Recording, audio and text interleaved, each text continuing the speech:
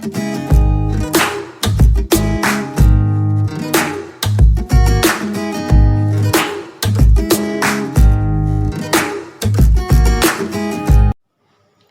प्यारे बच्चों, आज हम शुरू करने जा रहे हैं जेईई का एक और बेहतरीन टॉपिक, रिडक्शन फार्मूले। ऐसे फार्मूले जो इंटीग्रेंट की डिग्री को रिड्यूस कर देते हैं, रिडक्शन फार्मूले कहलाते हैं। इन्हें अधिकतर इंटीग्रल बाय पार्ट्स से निकाला जाता है। तो गुड मॉर्निंग, कॉपी पेन निकाल लीजिए और मेरे साथ शुरू हो जाइए। हेडिंग लगाएंगे आज का रिडक्शन फार्मूले।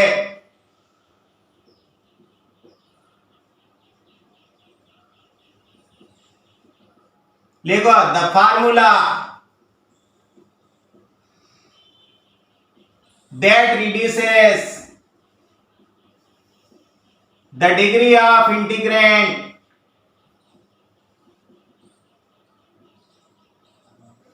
is called a reduction formula.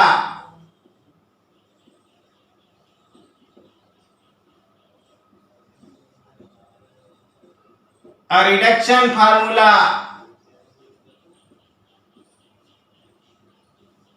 is generally obtained by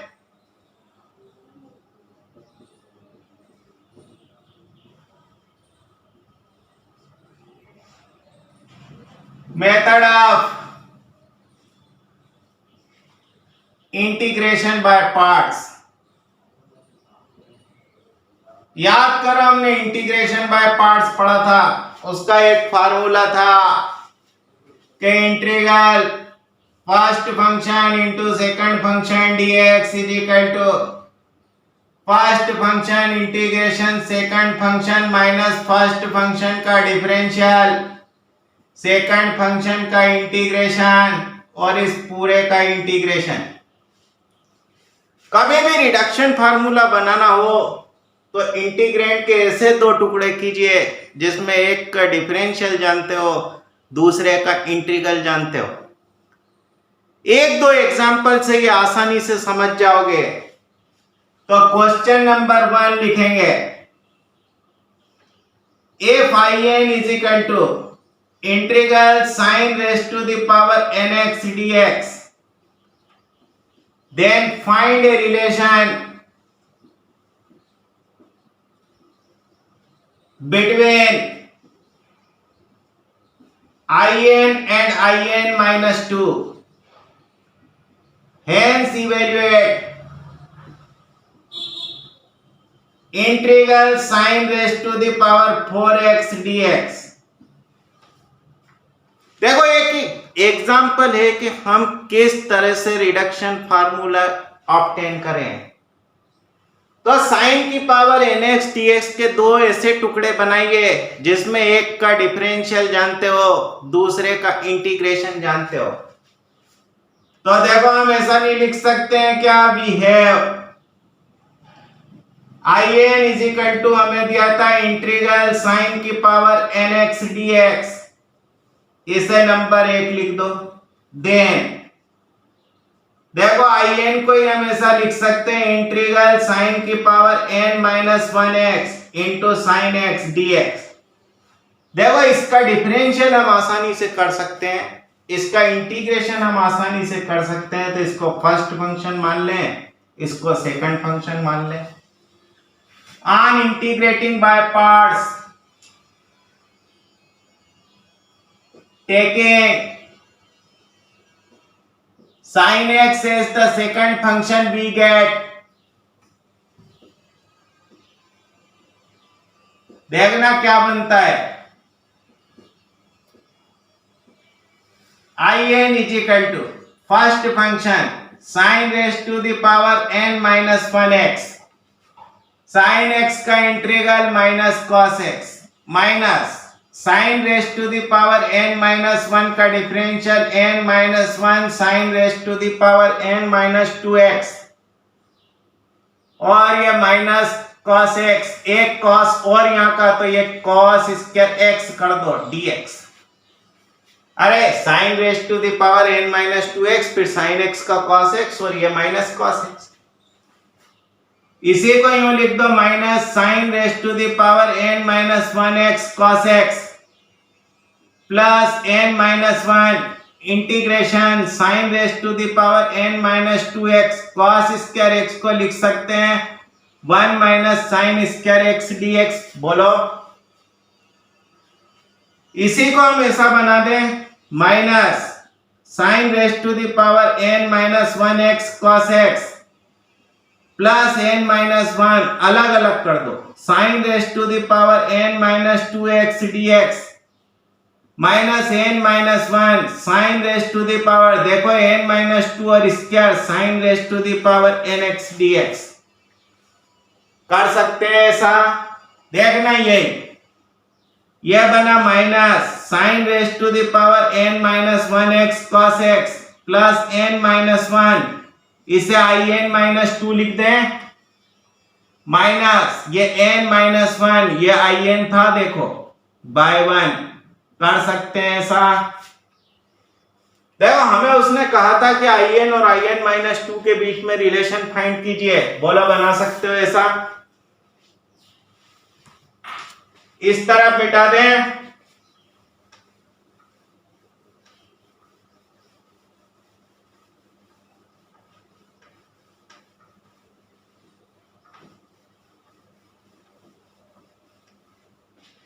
इस n माइनस 1 in को इस तरफ ले जाओ तो in और n माइनस 1 in मिलकर लिख सकते हो कि ये n in बन गया is equal to minus sine की power n minus 1x into cos x plus n minus 1 in minus 2।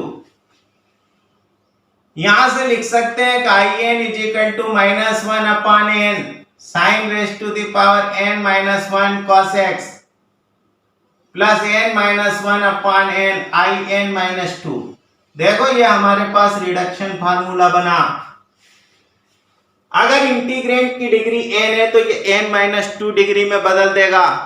in की जगह in की वैल्यू लिख के देखो और in माइनस 2 की जगह in माइनस 2 की वैल्यू लिखो तो हम ऐसा लिख सकते हैं इंटीग्रल साइन की power nx dx is equal to minus 1 upon n sine की power n minus 1x cos x plus n minus 1 upon n integral sine raise to the power n minus 2x dx। अगर हम n की जगह 4 रख दें तो sign की power 4x dx का सीधा इंटीग्रल निकाल सकते हैं। 5 का बोले तो यहाँ n की जगह 5 लिख देना, 6 वाला बोले तो 6 लिख देना। On putting n is equal to 5 we get, नहीं साइन की पावर 4 का चाहिए था ना तो n की जगह 4 रख दो तो इंटीग्रल साइन की power 4x dx is equal to minus 1 upon 4 sine cube x cos x plus 3 upon 4 sine square x dx। बोला साइन स्क्वायर x का तो आसानी से लिख सकते हो कि नहीं, क्या लिखते हैं 1 माइनस कॉस 2x अपॉन 2 में बदल दें, ये लो minus 1 upon 4 sine cube x cos x plus 3 upon 8 ये बन गया x minus sign 2x upon 2 और ये प्लस c। कर पाओगे ऐसा क्वेश्चन? कभी साइन की पावर 6 पूछ ले तो n की जगह 6 लिख लेना। एक बार साइन की पावर 8 पूछा गया था। देखो इस तरह के इंटीग्रेशन डी माइवर थ्योरम से भी किए जाते हैं पर वो एक लेंथी प्रोसेस है। समझ गए कि इंटीग्रेशन रिडक्शन फार्मूला कैसे बनाया जाता है। सेकंड क्वेश्चन देखो, कई बार जेईई में पूछा गया। क्या पूछा था देखना,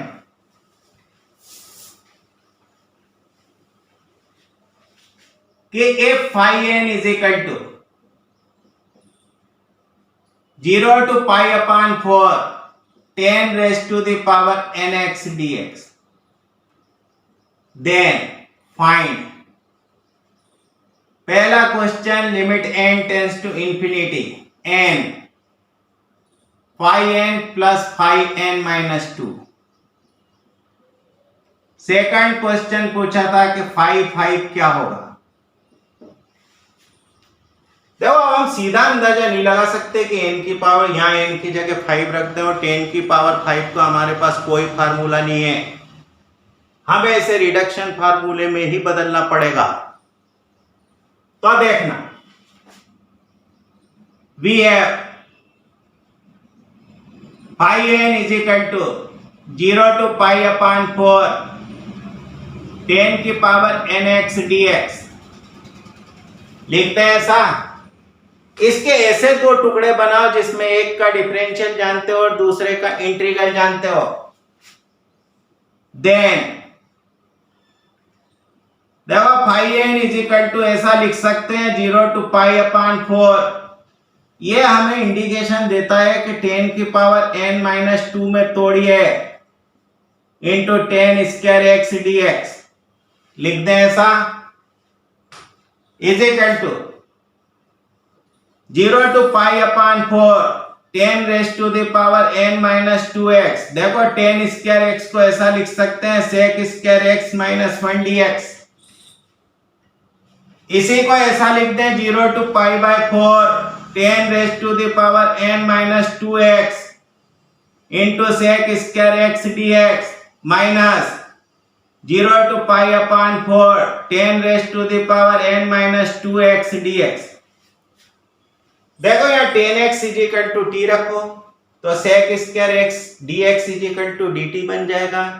ये t raise to the power n minus 2 लिखा है तो इसका इंटीग्रेशन करोगे तो 10 raise to the power n minus 1x upon n minus 1 0 to pi upon 4। जरा इसे ध्यान से देखो तो ये फाइ n माइनस 2 है, लिख सकते हैं नंबर x ऐसा।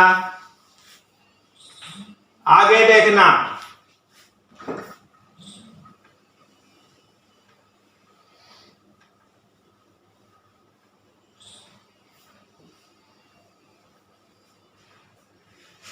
रखो पाई बाय 4 तो phi n is equal to 1 upon n minus 1। 0 रखोगे तो 0 minus phi n minus 2।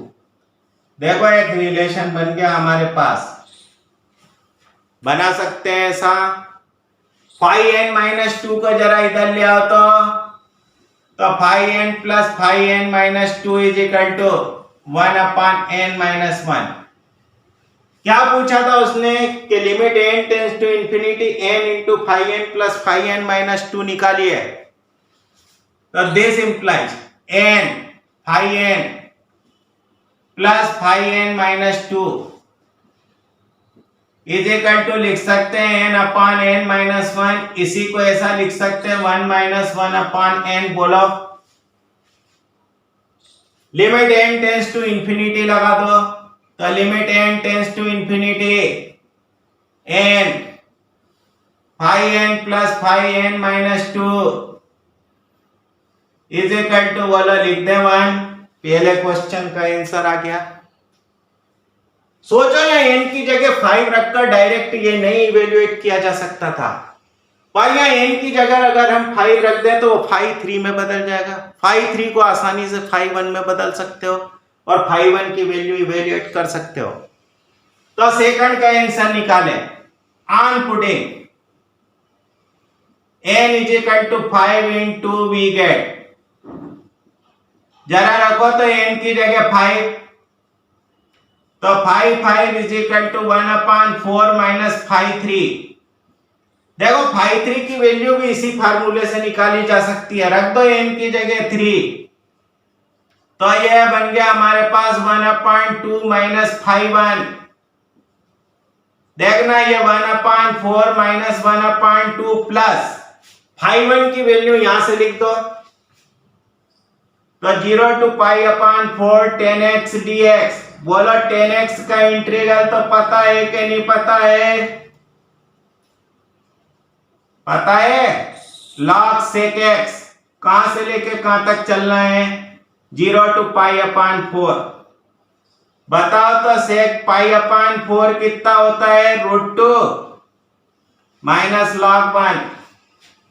log 1 की जगह 0 लिख दो तो 5 की वैल्यू इवेल्युएट हो गई कि नहीं? कितने बन गए देखो तो।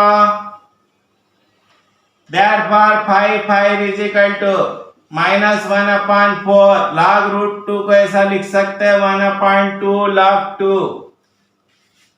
ये क्वेश्चन कई बार जेईई में पूछा गया। इसी तरह के और क्वेश्चंस हैं नेक्स्ट वीडियो में देखेंगे। Have a nice day.